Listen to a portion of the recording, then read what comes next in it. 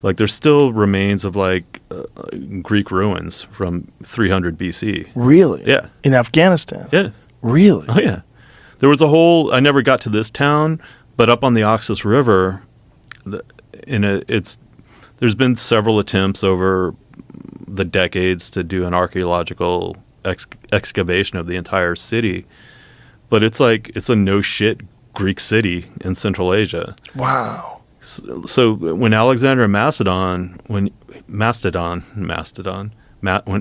of Macedon, Alexander the Great. yeah, was his campaign in Asia, so he pushed all the way to the Indus River, but what he would do along the way is establish Alexandrias. So you know Alexandria in Egypt, but there's multiple Alexandrias. Like the etymology of Kandahar, the town in Afghanistan, is, if you go back, it was Iskandahar, and Iskandahar literally means Alexandria. That was one of the Alexandrias that he established in Central Asia and all over Persia and Asia Minor, and like that was the thing. So it was a way to kind of maintain a foothold in that part of the world, like build a city, establish like a Greek education system to educate the locals in the Greek model. So he was kind of projecting, he was in it for the long game. Like, this is part of Greece. It's going to be Greek. And the Greco-Bactrian empire, if you want to call it that, probably lasted like 100 years, and then it just fell apart. Is there like documentation of the Greek cities, the ruins in Afghanistan? Yeah. Jamie, can you pull some of that up so you can find any of that? That's fascinating. I had no idea. So the old Alexandria. So here it is. Wow. Yeah. That's incredible. Yeah. And so that's just abandoned now? Yeah. That's amazing. Mm-hmm. And this is from 300 BC? Yeah, around that. Wow.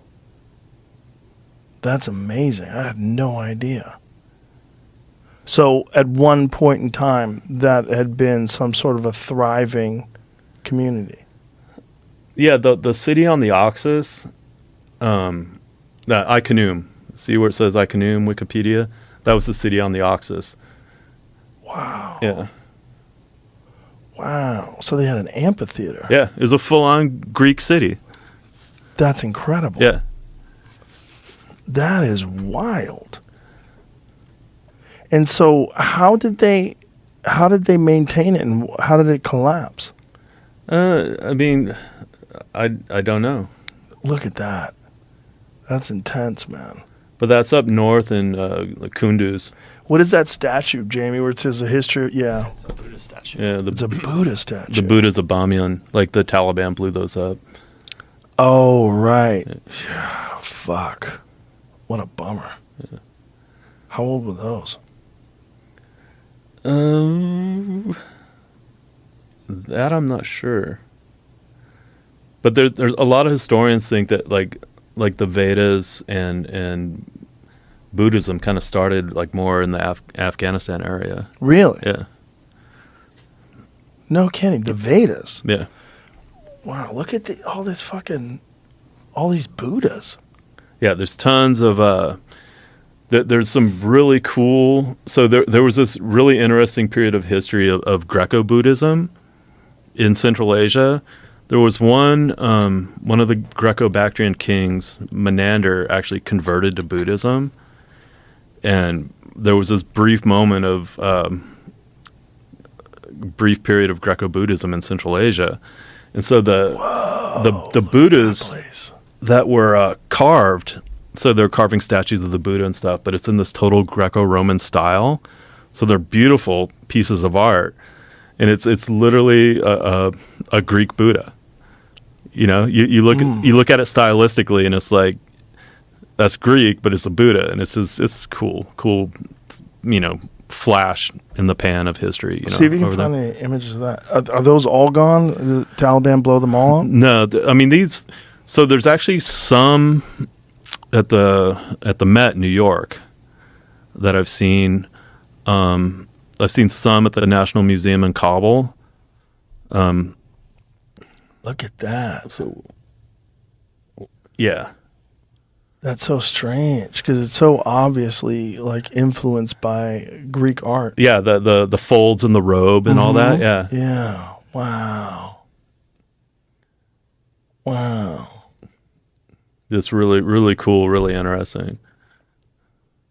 Human civilization is so bizarre. The rise and fall of these empires and these civilizations, and for you to go and visit it in the middle of combat must have been particularly bizarre. Yeah, like I would try to get in, do my share of, for lack of a better term, like tourism. Like I went to the old citadel outside of Kandahar, where right now when you're on the ground it doesn't look like anything, but if you go to like Google Earth, you can see the old outline of the city walls, and you could see the citadel in the middle, and it's like it's still there, the remains of it. Like up in Nuristan, which is a super interesting part of Afghanistan. It's like the northeast part of the country, and it's a region that wasn't even converted to Islam until the end of the 19th century. Like you can make the analogy of they're like the Basque in Spain, right? It was like this mountainous region that kind of was able to retain like its cultural and linguistic identity because of the terrain. Like it was more defendable. So Nuristan was like that as well. And so they were finally forcibly converted to Islam into the 19th century. And before that, they were called Kafiristan, which is like land of the infidel. And then once they underwent the conversion process, they became Nuristan, which is land of the enlightened. Oh, wow. Yeah. But it's such an interesting place. I liked it a lot because it reminded me of home where I grew up, because you have like alpine forest. It looks like Yosemite. Like if they could ever have peace there, they could have like a trekking industry, ecotourism, whatever, like White River rafting down the Kunar River. Like is gorgeous. And there was places where in Afghanistan where I was like, I could be home on the Olympic Peninsula right now. Wow. Like mountains, alpine forest. Yeah, there's the old citadel. That's incredible. Yeah. I had no idea this stuff was there. Yeah.